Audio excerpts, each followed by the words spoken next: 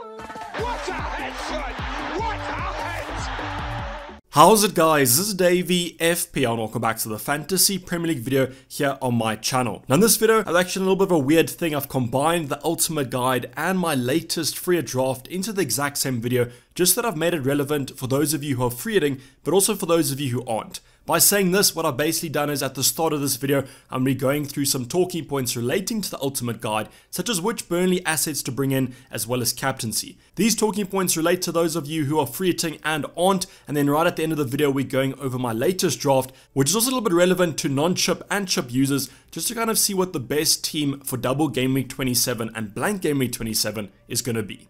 Just a reminder that the deadline is going to be tomorrow night, which is going to be Friday evening, morning, afternoon, wherever you guys are around the world. But I will also hopefully be doing a deadline stream, so make sure you get my notifications on for Twitter and YouTube, just to make sure that you're there when I'm live. But with all that said, hopefully you enjoy this video, so sit back, relax, and let's get straight into it.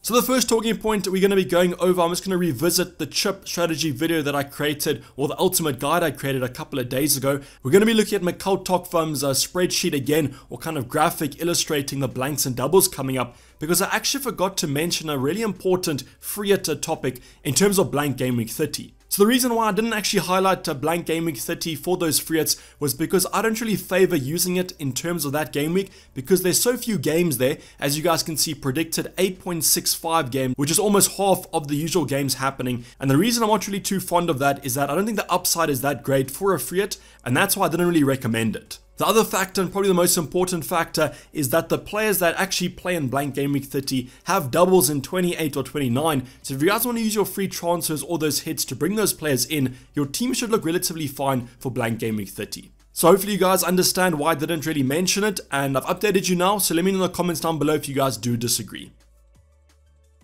So the first talking point that's going to relate to myself, a non-free hit user, and you guys if you are using the free hit, is going to be which Burnley defender to go for. So I've gone for my two favorites here. It's going to be me versus Tarkowski, both centre backs. Tarkowski recovering from that positive test last night. He actually did play in that Burnley victory against Spurs. So these two assets are my favorite. Yes, we do have Roberts, but I'm just worried about some potential rotation with a Lowton and a Taylor coming back from injury. So if you guys are in a dilemma of who to go for, me versus Tarkowski, last night Ben Mee actually scored that winner against Spurs, so I guess that puts it a little bit in his favor, but I did see some people over on Twitter last night favoring Tarkowski because now Ben Mee is not due a goal. So the first factor, which is quite an important one, is going to be price point. But fortunately, both these two assets come in with about 0.1 difference. Ben Mee's the cheaper one at 4.8 and Tarkowski comes in at 4.9. So to be honest, how much between these two assets, I think you guys can afford both of them. So the price doesn't really impact us too much. But then what I did was I went over to fantasyfootballfix.com and I looked for the expected points or predicted points over the first 26 game weeks. And it was actually interesting to see that although there's a small difference between these two, in terms of per 90 minutes played, Ben Mee is favored with 4.1 to Tarkowski's 3.8 predicted points per game. So as I said, a little bit interesting here, so it actually shows that Ben Mee is predicted to score more points when he does play, and that actually puts the ball in his court in terms of who to bring in. And the last factor that I wanted to incorporate was going to be shots, and you can see that Ben Mee has had 0.9 shots per game to Tarkowski 0.8, so really close there. But the reason I wanted to highlight shots is that Leicester have been quite susceptible to set plays, and you know Ben Mee, Tarkowski, they're going to get on those headers, and I do think they're actually quite favorable to get a goal in a double game week 27. So to conclude, it's actually super close between these two. If you guys have ever had a 50-50 decision, this is probably going to be that one. Maybe a hit up the random wheel generator yet again. But I do think Ben Mee's favored slightly, just because of his stats looking slightly better. And I think he does come in 0.1 cheaper, so maybe you can use that to upgrade another department. So now that we have gone over which kind of defender or centre back to go for, I did mention Roberts, so you guys can still go for one of those fullbacks. Always do prefer a fullback to a centre back, but I guess this might be one of those game weeks so we switch it around because of those set pieces. But what other two players from Burnley should you guys be bringing in if you are going to be on a free hit? If you're not, I would recommend this talking point to be of quite high importance just because you're going to prioritize the double game week players. So first off, the first player from Fantasy Football Fix, what I did was I went over to Fantasy Football Fix and I looked at the projected points or predicted points for just double game week 27 in isolation. And the number one player according to Fix is going to be Nick Pope in that goalkeeper position, and I honestly would recommend him as well. I just think from a defensive point of view, the clean sheets might not be there for Burnley against Leicester and Crystal Palace, but the save points might be. And that's why I think Nick Pope is the best kind of defensive option to go for, and he's projected to score 7.4 points in double game week 27. So as you can see, that Fix is not kind of projecting a double clean sheet. I think one clean sheet might be quite favorable, but as I mentioned, those save points could be what saves Nick Pope in double game week 27. Now the next play you probably could have guessed, it's going to be Weghorst in that forward department. Definitely the best attacker to get now that Cornet is a little bit of an injury concern. I don't think I would touch any of the other Burnley attackers in terms of my FPL team, and I definitely think the big Dutch striker would be the one I would opt for. So Fix currently projects him to score 6.5 points, and with Leicester being quite susceptible to those set pieces, at I think about 6'6", he's going to be one of those main options on those. So the first two are kind of no-brainers. We've got Nick Pope, we've got Weghorst, and the final player is going to be the one we discussed earlier on. It's going to be Ben Mee, but you guys could also go for Tarkowski or a Roberts. So coming just below the other two at 6.2 projected points is going to be Ben Mee in that centre-back position, and I think this would be the triple up that I would go for if you guys are going to be free hitting, and if you're not, I would prioritize this from left to right. Now the one thing I want to just touch on is going to be captaincy, because I think most of us will look to captain a double game week player, and it's not a double game week unless you do captain one of these options, and I think this leads to a little bit of an interesting debate here. Would you guys rather captain Nick Pope or Weghorst? I know for my own team I won't be able to bring Nick Pope in, so it's going to be the Dutchman for me, and I do think I have faith in him to get at least one goal in double game week 27 against the defenses of Crystal Palace and Leicester. But let me know in the comments down below, who are you guys going for the captaincy? I've seen most people are on Weghorst, but I've seen a couple maybe considering a Tarkowski or also Nick Pope.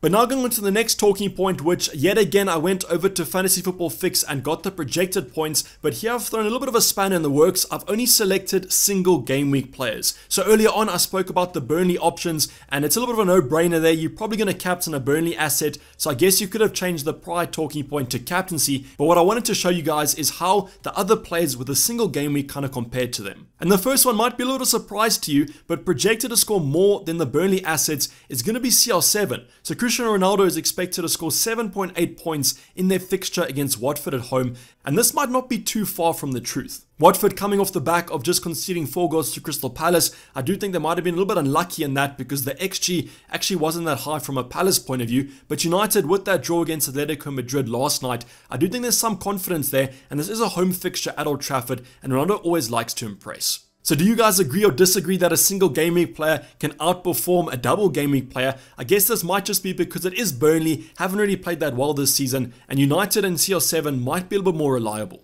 But then on the other hand, United haven't been playing that well recently, and that's why I think it might just be safer going with the double game week player. The next option though has also struggled with a little bit of consistency. It's not necessarily Heung-min Son's problem, but just generally Spurs beating Man City on the weekend and then losing last night against Burnley. What a kind of contradiction there. But with Heung-min Son up against Leeds next, I think that's a great fixture to go for, especially because there's going to be a lot of counter-attacking. And as you guys know, saw it in the Man City game, Spurs are great at counter-attack football, and Heung-min Son will be at the heart of that, and that's why Fix is still projecting him to score 6.1 points. Personally, for my own team, I have Heung-min Son, and I would recommend going for him if you guys want to go for a single game week captain, as I just think the ceiling's so high with how bad Leeds are playing at the current moment. And the final player to go for, you guys are probably been asking, where's the Man City asset? It's going to be Kevin De Bruyne, who's projected to score 5.6 points. Now, I do know that the Fix algorithm actually does prefer Everton assets from a defensive point of view. I think that's just because they have been quite defensively assured in prior seasons, but this season under Lampard, they haven't looked that strong. And that's why, as you guys know, any free draft has a Man City triple up, which I do agree with, but Kevin De Bruyne is the best asset to go for from a Fix algorithm point of view.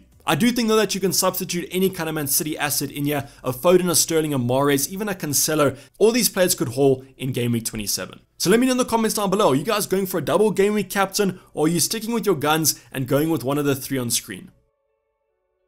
But now that we've kind of spoken about the ultimate guide talking points, we're going to head on to the free draft, which I've managed to come up with. So you guys know on Monday I actually created a template team. Now that team has actually stayed pretty consistent. There's been a couple of moves in and around there in terms of your defenders, but generally that setup has been the same. But I've decided to update that draft, and I created a new formation here, and I've gone for a 3-5-2. So I wanted to let you guys know that I'm not going to be using the free hit probably in a double game week / blank game week 27. I think I'm just going to use one free transfer to get 10 players, and you guys can check what that transfer is in yesterday's team selection video. But going on to the double game week 27 free hit, and like I did in the template, I'm going to show you guys a bench that is going to be probably the cheapest you guys can afford. Matthews comes in as a 3.9 million goalkeeper. You can kind of substitute any goalkeeper you do please, because I'm pretty sure our starting goalkeeper should feature. We then gone for the two cheapest defenders with Marty and Tsimikas. Now both these two assets probably won't start, but I mean they are so cheap, and on a free hit you kind of want to stack your starting 11, especially with this draft in front of you. Then because we've switched the formation up to a 3-5-2, we're going to be going for a cheap striker of 4.5 million. Not necessarily the cheapest striker you can get. I think he comes in at 4.4, but I've decided to go for Scarlett here on the off chance there's a miracle and he does play. So that is one thing to kind of note, is that I did have a couple 0.1s left in the bank that you could upgrade to a starting a kind of bench player. I would recommend having at least one or two just in case there is some rotation in blank/double game week 27. But now going on to our starting 11, and a no-brainer in terms of the goalkeeper position, it's going to be Nick Pope at 5.4 million. Just recommended him so much in the opening talking points of this video, and you guys can see why. Double game week, the best asset in terms of a Burnley perspective in my opinion. Hopefully we'll rack up some save points if they don't get a double clean sheet. But Burnley have actually been defending quite well recently. We then go on to our back three, which is a pretty template. I've got Cancelo, which everyone's going to have, a very high ownership player, plays against Everton, had a ton of shots in the prior game weeks, probably the best defender to own in this game week, and that's how I would definitely recommend the Man City man. Ben Mee comes in as our next Burnley player of choice. We've spoken about him in the comparison to Tarkowski. Could opt for Tarkowski or Roberts, but I just prefer Ben Mee with that superior set piece threat. Now comes in a little bit more of a differential here. I've gone for Bednarek from Southampton at 4.4 million. So we did get news today that all Southampton fullbacks are back in training. I could have gone for Livramento or Kyle Walker-Peters, but there is some concern about that fullback rotation, and that's why I've gone safe here with the Bednarek. The nice thing about Bednarek is that Norwich have also been a little bit susceptible to those set piece threats, and that's why Bednarek is a threat on those set pieces. But now going on to the most exciting part of this draft, and it's going to be the midfield. So an absolutely stacked big five, I like to call them. I've got Heung-min Son, that great fixture against Leeds we've spoken about. Counter-attacking football should be in that game. And if Liverpool can score 6 against them, I'm pretty sure Son can score a few.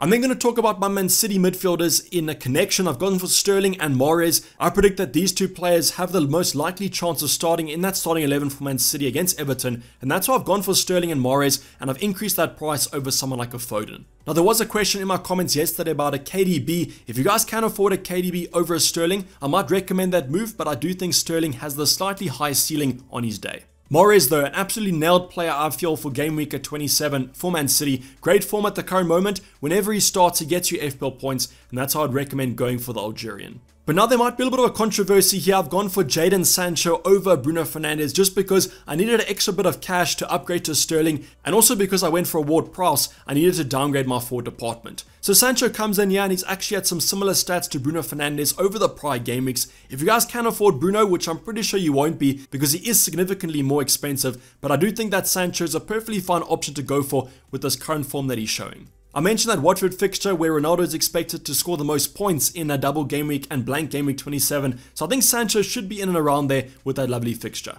But then going on to our final player in the midfield department, Ward-Prowse from Southampton. So I have gone for Ward-Prowse over Breuer in the forward department just because I think at 6.5 million might be a little bit more of a nailed threat. And as I mentioned with Norwich, they are a little bit susceptible to free kicks and the corners, and Ward-Prowse should be taking the majority of them. So I think the perfect scenario here would be a Ward-Prowse assist to a Bednarek header. I think you guys will be absolutely screaming and happy if that does happen on your Game Week 27 free hit. And now going into our forward department, and I've gone for Weghorst, which is a little bit of a no-brainer there. We mentioned him as being the second best Burnley option to go for. Probably will be your captain heading into this upcoming blank game week and double game week. As I mentioned, it isn't a double game week unless you captain a double game week player. Weghorst does offer that set-piece threat against Crystal Palace and Leicester, who've conceded a few this season, and that's why I do have faith in him to at least score one goal. Burnley have also picked it up a little bit from an attacking point of view, and that's why I am confident with going with Weghorst with the armband. The final player in our starting 11 is going to be Harry Kane, a player that has picked up form under Conte, and I mentioned that Leeds fixture with Son. Kane is exactly the same, might play a little bit of a deeper role, maybe a hold-up play like we saw against Man City, but he still can get you some points at the end of the day. I guess there could be the debate of going with Ronaldo versus Kane, but I just think Leeds has the highest ceiling there, as I don't expect Watford to concede that many. So overall guys, this is going to be my updated Game Week 27 free hit draft. Let me know in the comments down below what you guys think of it. Do you prefer this or the template with someone like a Breuer over a Ward-Prowse and a Fernandes instead of a Sancho? Also let me know if you guys are reading what you guys are doing, what your draft is currently looking like. But otherwise I hope to see you guys in the deadline stream tomorrow. Please remember the deadline is going to be Friday. But this is basically up the video guys. Hopefully you did enjoy it. Please don't forget to like if you did and subscribe if you have not subscribed yet. I'll be seeing you guys in the deadline stream tomorrow. Otherwise I'm going to be signing off. It's been Dayvy FPL and I'm out. Cheers, bye.